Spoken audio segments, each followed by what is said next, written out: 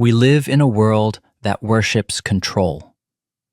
Control over outcomes, over people, over perception. And those who refuse to play the power game are seen as naive, weak, even irrelevant. You've felt this, haven't you? You say no to manipulation and watch someone else get the promotion. You choose silence over drama and get accused of being passive. You forgive and get walked over. You stay kind and they say you're too soft for this world. It begins to feel like a law of nature. Those who chase dominance rise, those who walk away vanish. But what if this law isn't truth, but illusion? What if your refusal to dominate is not weakness, but a forgotten kind of strength?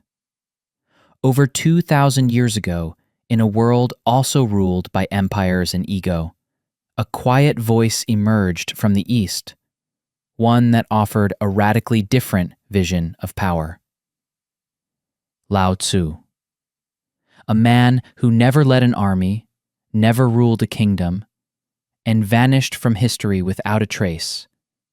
And yet, his book, the Tao Te Ching, has influenced emperors, monks, rebels, and sages for centuries, because what he said flipped everything upside down. Water is fluid, soft, and yielding, but water will wear away rock, which is rigid and cannot yield. As a rule, whatever is fluid, soft, and yielding will overcome whatever is rigid and hard. This was the beginning of a new kind of strength. Not the strength of force, but of flow. You see, Lao Tzu looked at the world, full of warlords and tyrants, and saw a simple truth. The harder something tries to control, the more brittle it becomes. Empires fall not because they are weak, but because they are rigid, inflexible, afraid.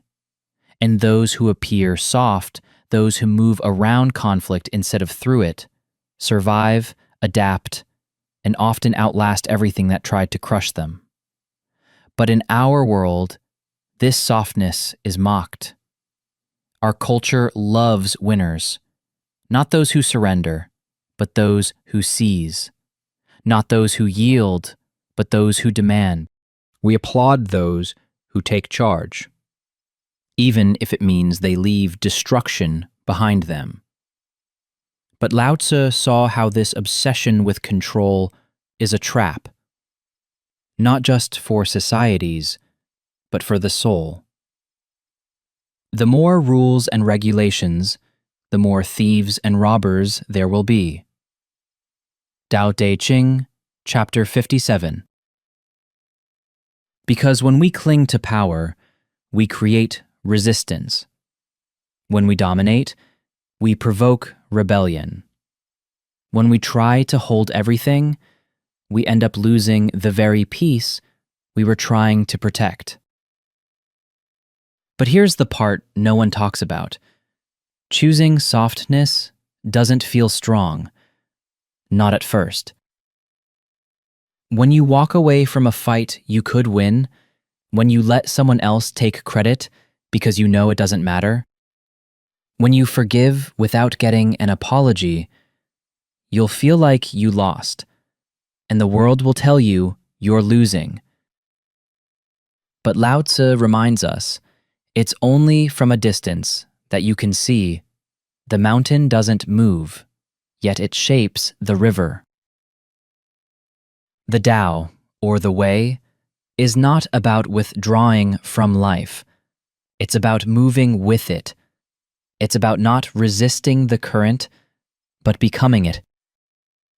It's easy to wonder, should I just stop caring? Should I start fighting like they do? But Lao Tzu reminds us, those who stand on tiptoe do not stand firm. Those who rush ahead do not arrive. This isn't just philosophy, it's a pattern of nature. Consider bamboo. It bends in storms that break mighty trees. It yields, but does not collapse. It flexes, then rises again. That's the kind of power Lao Tzu spoke of, not the brute force that dominates, but the inner strength that endures. Let's bring this closer to home. You're in a meeting. You know someone is twisting the truth to look good. You could expose them, escalate, make a scene, but instead, you hold your ground calmly. You speak only what's necessary.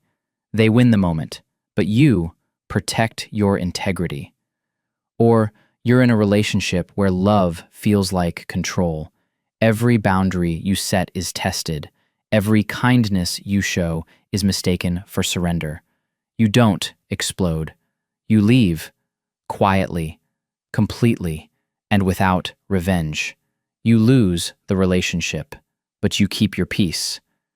This is the kind of strength that doesn't get applause because it's quiet.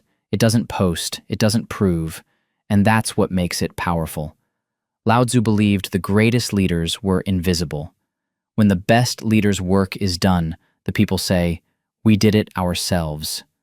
He saw leadership not as domination, but as guidance so subtle it looks like nothing. But we live in a time where everything is loud, our worth measured by likes, promotions, performance. In that noise, quiet power looks like invisibility, and it's terrifying to feel unseen. But that's exactly where your power is growing. Think of water again. A flood destroys, but a stream nourishes. One is loud, violent, short-lived. The other shapes valleys, carves canyons, and sustains life, without ever needing attention. Lao Tzu called this wu wei, effortless action. Not inaction, but the wisdom to act without forcing, to move when it matters, but never to chase. Imagine a world where you don't have to prove your value, you embody it, where you don't overpower others, you influence them by being deeply yourself. This isn't fantasy, it's available now, but it begins inside. Because power isn't about how many people you control, it's about how deeply you are rooted in who you are. The person who doesn't need to dominate doesn't need to fear anyone who does. That's why Lao Tzu's strength is so misunderstood. It doesn't impress the crowd, but it transforms the world. So if you're the quiet one in the room, if you're the person who forgives, listens, and still believes in gentleness, know this. You are not losing. You are simply refusing to betray yourself. And there's no greater victory than that.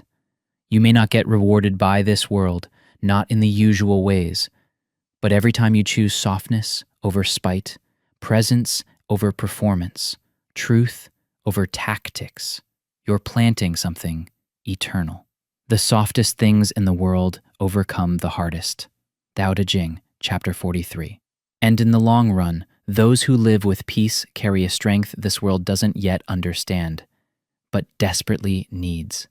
So stay soft, stay rooted, stay real, because that's not weakness.